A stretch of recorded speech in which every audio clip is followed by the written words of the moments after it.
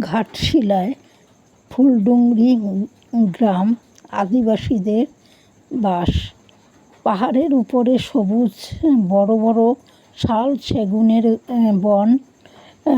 পাহাড়ের উপরে উঠে বিভূতিভূষণ বন্দ্যোপাধ্যায় অনেক বই এখানে বসে লিখেছেন, নির্জনে বসে।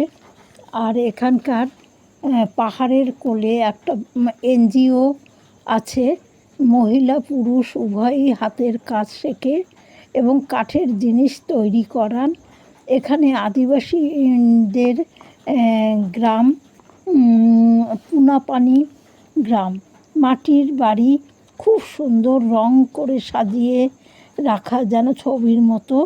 পরিবারের ছেলে মেয়েরা উভয়ই চাষবাস করতে যান এবং বয়স্ক দাদু ঠাকুমা বাড়িতে নাতি নাতনিদের দেখাশোনা করেন।